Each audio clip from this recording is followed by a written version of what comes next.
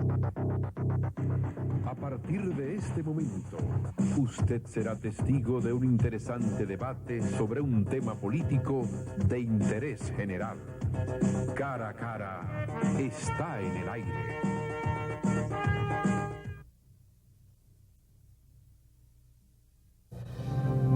Banco Popular presenta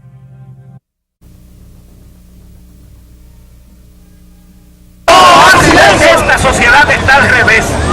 Hace una investigación seria y con pruebas denuncia un hecho que al mismo tiempo que es una estafa contra el Estado, es también un crimen contra la infancia. Y el aparato judicial, en lugar de investigar a los denunciados, en lugar de allanar a los denunciados, le presta un instrumento a los denunciados para que persigan a los denunciados. Nuestro trabajo, como bien dijo Uchi, es indagar e investigar. Y lo que está ocurriendo en estos momentos es una censura. Nos quieren silenciar y no lo vamos a permitir. Esto no es una profesión, es un sacerdocio que vivimos 24 horas al día. Dar información, vigilar por el bien de la sociedad. Hace falta que los ciudadanos se empoderen, que se hagan más exigentes, que se hagan más conscientes y que exijan sus derechos. Y eso solamente se puede conseguir con una prensa que diga las cosas. Gracias por el apoyo. Mantengámonos unidos, que solo la unidad nos va a sacar adelante en estos momentos.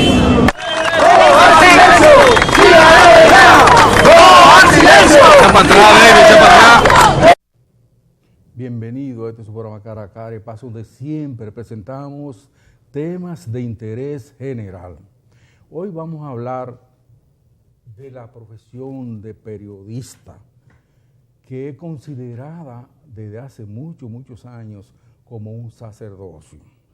O sea, en esta carrera se supone que no deben incidir gente que no tenga el don de la entrega, como es por sí el sacerdocio, porque en esta carrera hay que dar mucho sí para el derecho muy sagrado, por cierto, que tiene la gente de saber lo que pasa. Y esta profesión es la única en la que quienes la ejercen a veces arriesgan su vida por el derecho que tiene la gente a ser informada.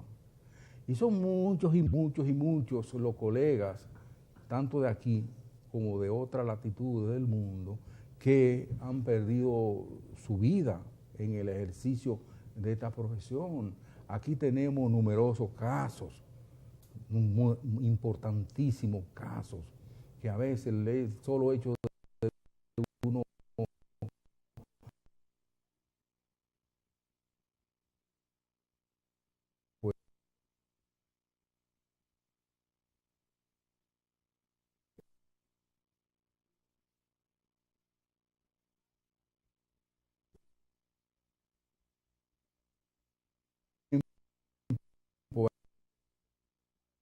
también se ha convertido en una de las pocas profesiones del mundo en que cualquier persona, a veces sin ninguna preparación intelectual, puede incursionar en esta carrera. Y eso va en detrimento precisamente del derecho que tiene la gente a ser bien informada. Y esto ha llegado a un extremo tal que inclusive la política y los partidos prácticamente se han adueñado de la profesión del periodismo. Y uno no sabe a veces cuando está escuchando, y sí se sabe, a un programa que debe ser, se supone, objetivo, por aquello de la ética, de la moral y eso, o si es que uno está escuchando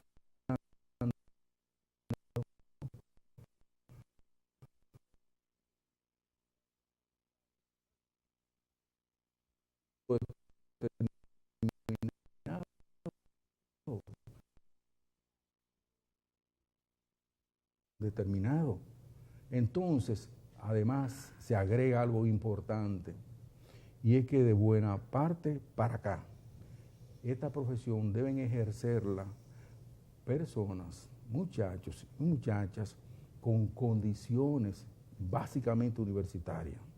Y después de muchos años y mucho debate, se creó la ley 1091 que crea el Colegio Dominicano de Periodistas, así como lo tienen los ingenieros, lo tienen los médicos, entre otras carreras. Entonces, nadie puede de una profesión incursionar a esta ya, si no reúne esas condiciones. Pero ¿qué pasa?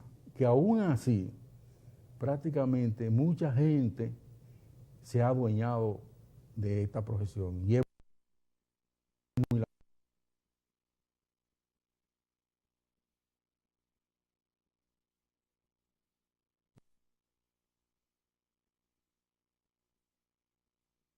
todavía quedan en esta carrera y viene un relevo también ahí que está sano. Y eso es importante por aquello de que deben informar a aquellos que no están condicionados, de aquellos que ponen por encima de su sagrado derecho de informar el interés de sectores o de grupos o de partidos o de determinada persona, porque de hecho esos no son periodistas. Le han llamado de diversas maneras.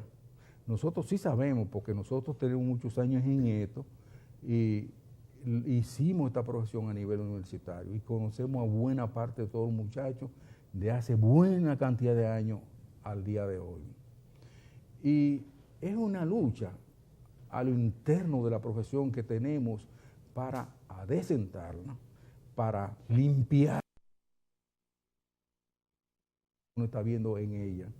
Pero tienen que poner de su parte para que esto quede algún día bien diáfano y claro, quienes ya se han graduado, quienes tienen un tiempo ejerciéndola o quienes han comenzado.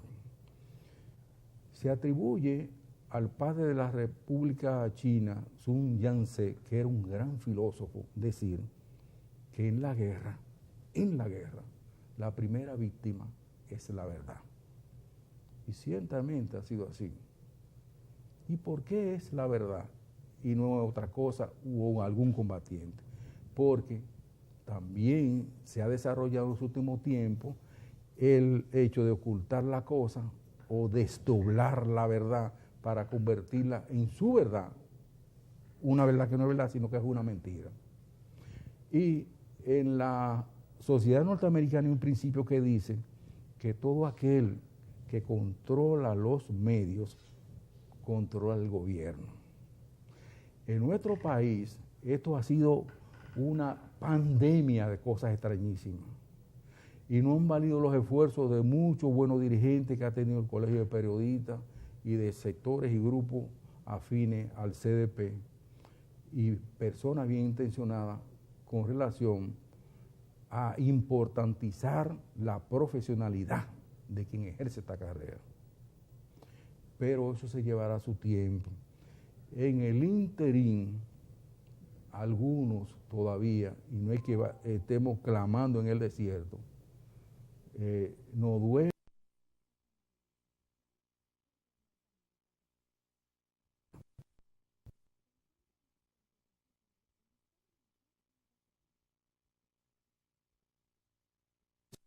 sobre manera.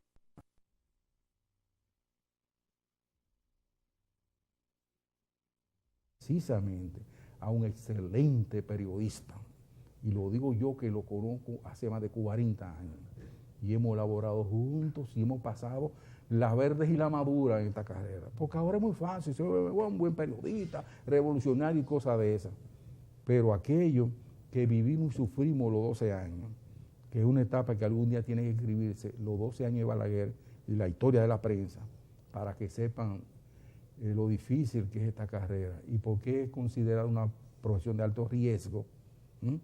Nosotros, con mi querido amigo, el doctor Miguel Ángel Prestol González, que además es abogado, y no solamente abogado, sino que es maestro de abogados, porque él es el director de la Escuela de Derecho de la Universidad OIM. Ha sido ejecutivo de medios, escritor, un gran intelectual, una excelente persona y una de esas gente a la que uno pues se enorgullece de tener como amigo y como colega. Y él y yo vamos a hacer este programa hablando sobre qué ha pasado con esta profesión, dónde ha ido a parar la ética, por qué eso que yo señalaba de que aquí cualquier persona puede montar un programa, o puede hacer un periódico, puede hacer una revista, y le ha ido pero muy bien, pero muy bien. En el interín ya, en la entrevista formal del programa, ustedes se van a enterar de muchas cosas que algunos dirán que son fuertes, pero como dijo José Martí, que también fue periodista, la verdad es para decirla, no para ocultarla. Nosotros vemos pues luego el siguiente mensaje.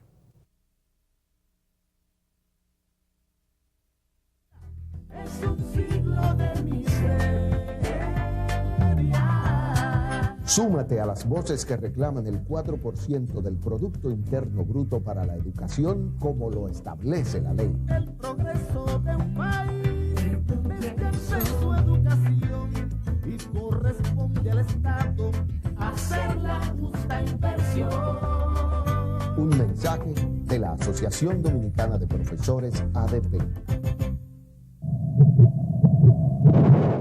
El asesinato de periodistas le arrebata a usted el derecho a la información. La indiferencia es cómplice de la impunidad. Para que la impunidad no vuelva a ser noticia, participe de una campaña internacional. Entre a impunidad.com. No más impunidad. Sociedad Interamericana de Prensa.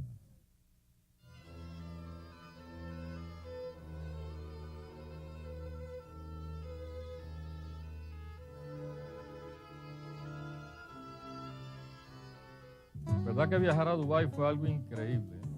¡Qué arquitectura! Por estar contemplándolas fue que chocamos el carro que alquilamos. Sí, pero fue impresionante. El lujo y ese hotel. ¿Cuál? En el que te caíste. Lujo fue que no te pasara nada.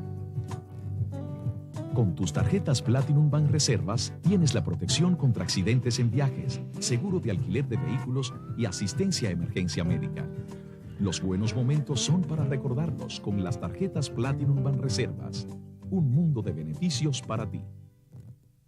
Hoy es un buen momento para ser más honrado, para ser un niño, para acercarte, para ponerte en movimiento, para decirle que sí, para dejarte llevar, para perder el miedo, para empezar,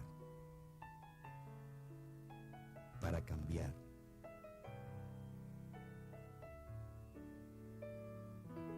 Tu mundo empieza hoy. Los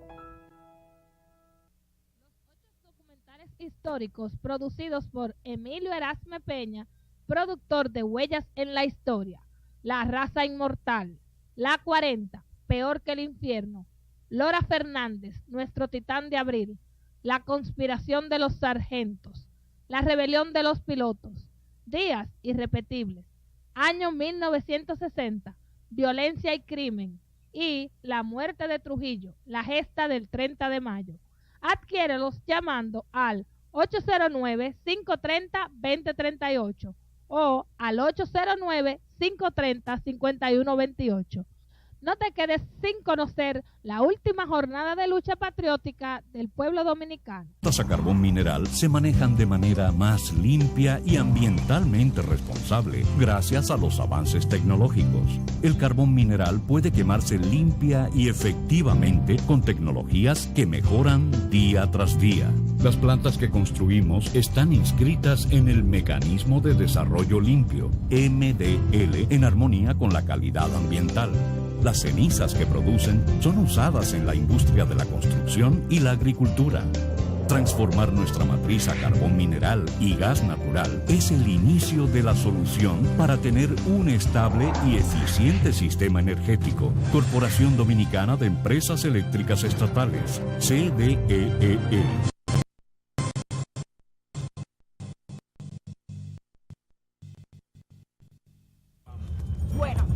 decir el largo. Ah, sí. El largo que voy a decir. ¡Jarocha! Pa' la loma, este es tu país, solo esperando por ti.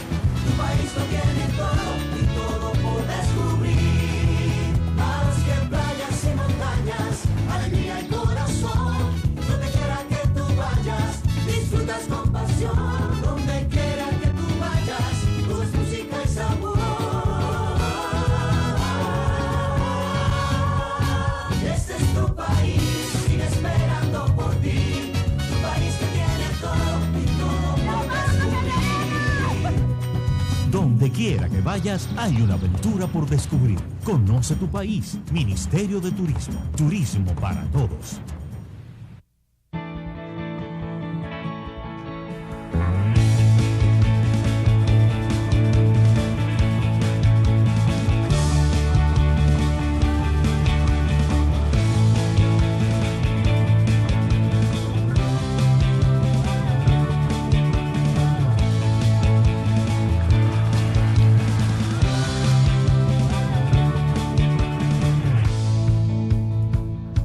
Dale millas a tu vida. Ahora también cambia tus millas para pagar tu tarjeta de crédito y los impuestos de boletos aéreos. Entra a popularenlinea.com y descubre todo lo que puedes hacer con ellas. Popular, a tu lado siempre. La gran revolución educativa está en marcha. Los fondos para la construcción entonces de las nuevas 8.000 aulas que ascienden a 23.350 millones de pesos, están contemplados en nuestro presupuesto para el año 2014. Por tanto, no hay nada que temer. El dinero de la educación se invertirá tal como ha sido previsto. Y bien, arrancamos este cara a cara con nuestro queridísimo colega y amigo, el doctor Miguel Ángel Pretor González, de quien yo dije muy poco a propósito de lo mucho que es él. Porque nosotros que tenemos mucho, pero mucho tiempo conociéndolo y tratándolo, sabemos no solamente de su condición de ser humano excepcional, sino además su preparación. Ojo, y la capacidad intelectual, porque aquí muchos colegas no se culturizan, no leen. Yo le preguntaba una vez a un querido colega, que puede ser el abuelo de cualquiera de nosotros, que se llamaba Andrés Fría Hijo. Oh, sí, claro. Que él, yo lo vine tratando los últimos años de su vida.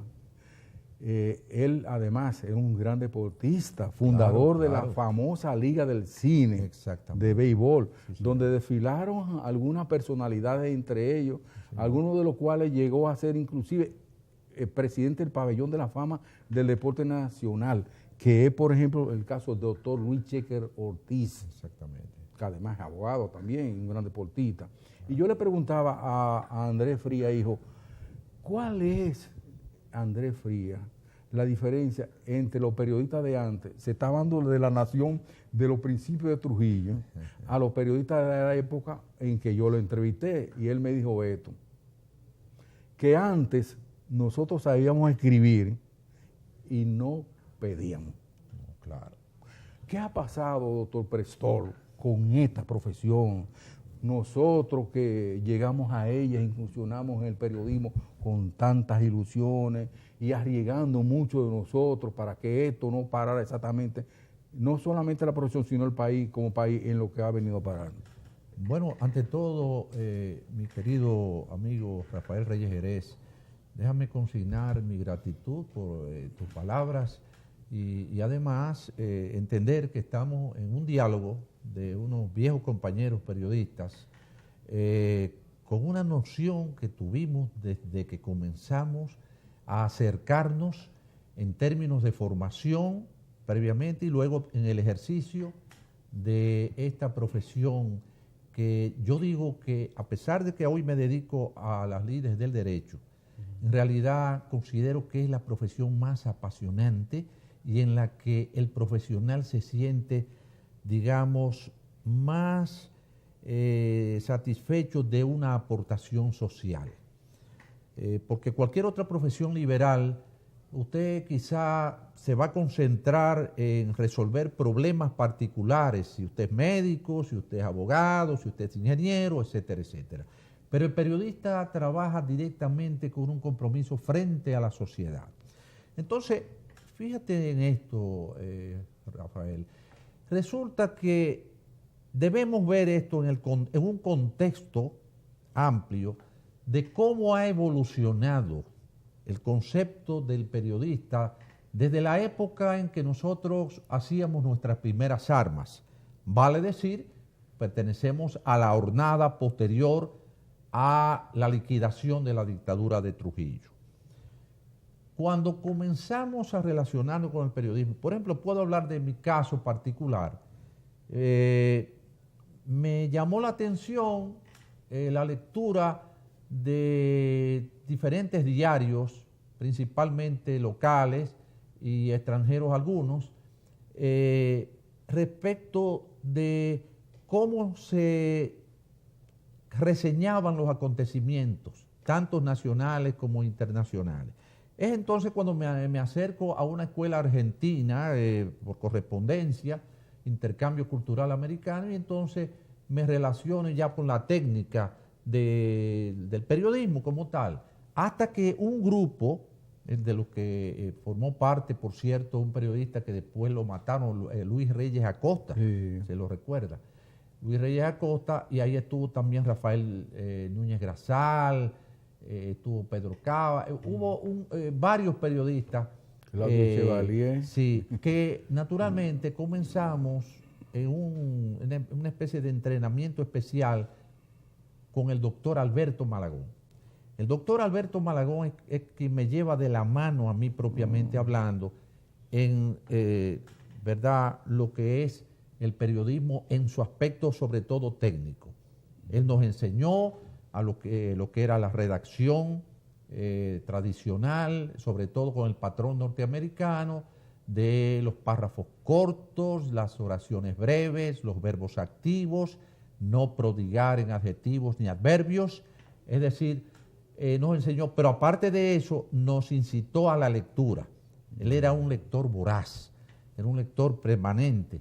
Nunca olvido que una vez se entretuvo corrigiendo un reportaje de un colega y lo fue embollando, pero se interesaba tanto en la lectura que realmente, ¿sabe?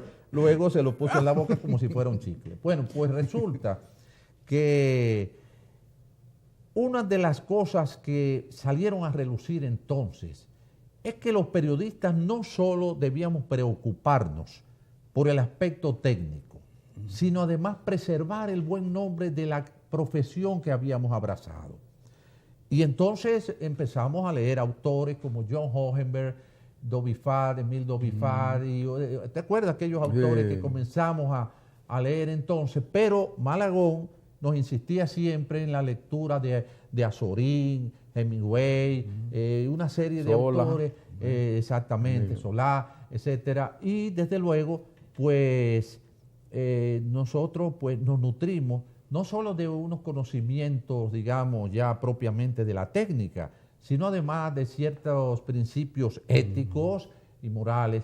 Entonces, ¿qué sucede? Que según fue evolucionando ese grupo, que ya nos fuimos a distintos medios, porque tuvimos una experiencia previa con un ensayo que se hizo con un diario que se trató de sacar, titulado La Prensa.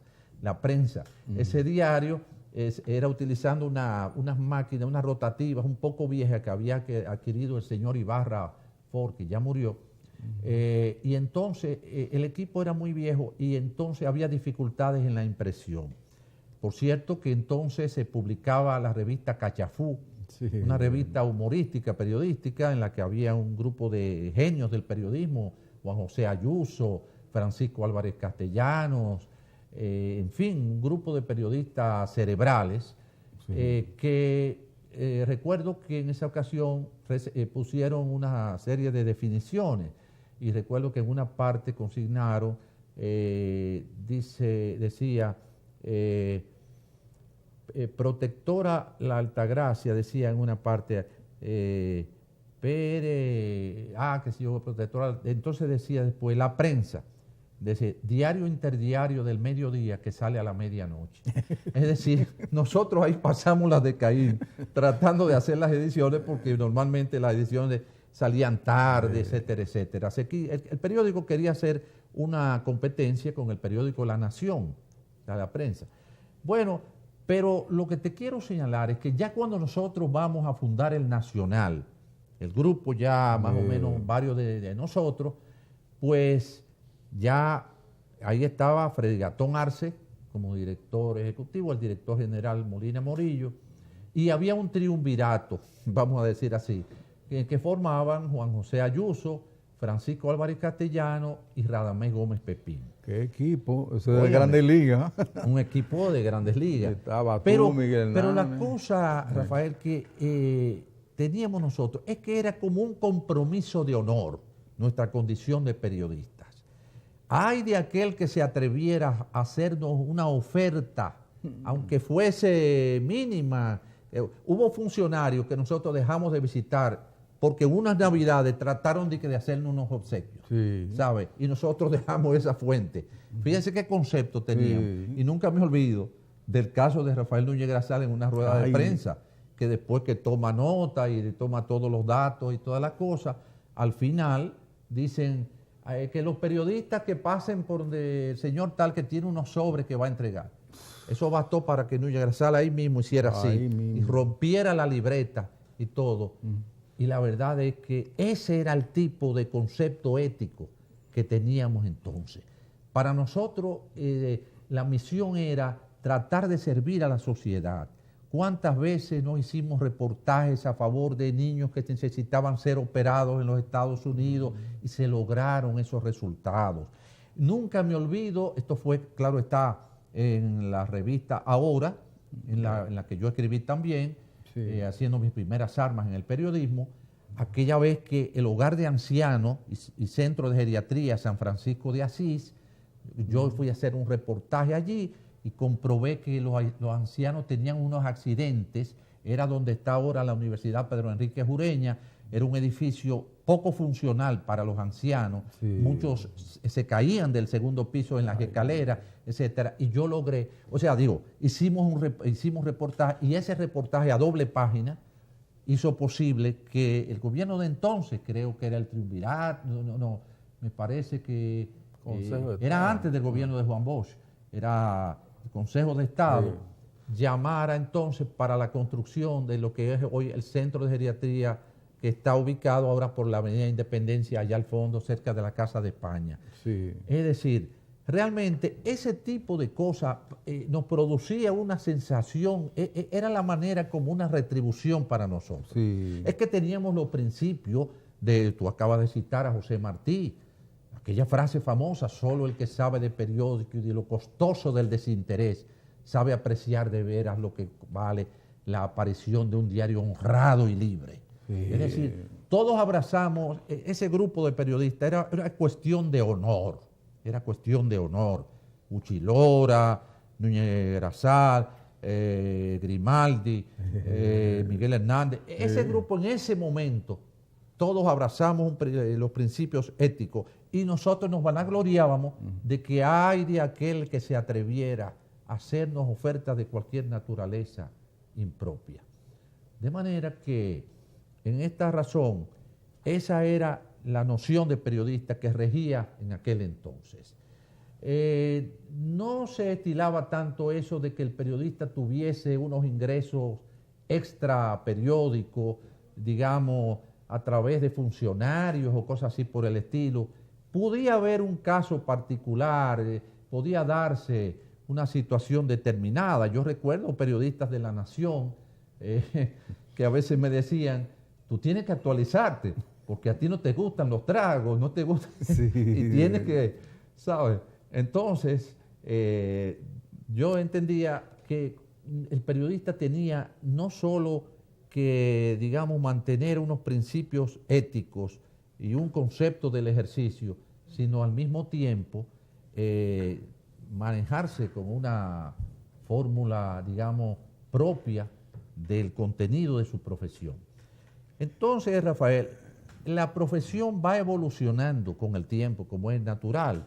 Ya posteriormente, ya los medios se van diversificando, surgen nuevos medios informativos, vienen nuevas jornadas de periodistas y desde luego ya la carrera va tomando quizás otro cariz. Desde luego vienen los grandes reportajistas, nosotros ensayamos el reportaje, que por cierto García Márquez decía siempre que un buen reportajista es un escritor en ciernes, indiscutiblemente. Sí. Y es cierto, él fue un gran reportajista. El relato de un náufrago lo pone de manifiesto. Realmente esos periodistas carecíamos de compromiso con nadie. Era algo pecaminoso considerar que usted estaba condicionado porque usted trabajaba a favor de tal o cual empresario que le pagaba a usted para manipular una información o para asumir tal o cual actitud. Entonces, sí, Rafael, nos tocó, tú lo dijiste muy bien también en la introducción, esa etapa difícil de los 12 años. Bueno. Esa etapa difícil de los 12 años. Entonces, ¿qué acontecía? Bueno, precisamente, los periodistas, ¿verdad?, que teníamos el concepto ético frente a situaciones que ya nosotros percibíamos. Yo recuerdo, en la calle me encontré hace algún tiempo con una persona que me dice, mire señor, usted no me está conociendo, usted es Miguel Ángel Prestor, ¿verdad? Digo, sí señor. Dice, yo conservo en mi casa, en un cuadro lo tengo, el reportaje que usted hizo cuando mataron a Otto Morales. Digo, ay, pero mire, yo ni recuerdo eso. Sí, dice, pues yo voy a tratar de buscarle, qué sé yo, qué cosa. Y así uno escribió muchísimas historias, pero dolorosas, situaciones tremendas y ocasiones en las que tú, mejor que nadie lo sabes, porque tú, cuando llegó el coronel Camaño, sí, también, la situación del coronel Camaño. Sí. Yo conocí personalmente, por ejemplo, porque el periodismo da satisfacciones enormes. Sí. Yo conocí a Manolo Tavares Justo. Wow. Manuel Aurelio Tavares Justo, cuando estábamos haciendo el proyecto de la prensa, Malagón me mandó, porque Malagón pertenecía al 14 de junio, a la agrupación política 14 de junio. Y ahí yo me acerqué al 14 de junio y conversé varias veces con el doctor Tavares Justo, una persona excelente, una persona extraordinaria. Y a mí, si algo conservo como un dolor grande, porque yo siempre pensé que ese podía ser una de las figuras. Para mí lo que más me ha dolido en mi vida es la muerte de Camaño y la muerte de Manolo. Esas dos. Porque para mí ahí estaba el porvenir de la República Dominicana en términos de lo que era una transformación ya del pasado. ¿Entiendes? Sí. Entonces, pero bueno, ese mismo concepto, ahora que hablamos de la ética, fíjate cómo Manolo, después que había pronunciado aquel discurso famoso de que el 14 de junio sabía dónde estaban las escarpadas montañas de Quiqueya, ¿verdad? Sí. Pero realmente, después del golpe de Estado militar, que parecía como si la comunidad nacional hubiese caído como en una especie de anomia en ese momento, ¿verdad? Un estado así, digamos, de silencio. Sin embargo, él decidió inmolarse. Es decir, inmolarse porque irse a la montaña en aquellas circunstancias, ¿verdad? Sí. Hoy día ya se señala que lo que fue objeto digamos, de un crimen de guerra. Que yo conservo, ¿sabes? A propósito de lo que tú señalabas ahorita, un trabajo tuyo con relación a cuando encuentran a Manolo y sus compañeros, los cuerpos totalmente destrozados y todas esas cosas así, y entonces se ve que los familiares están buscando en una cueva, un sitio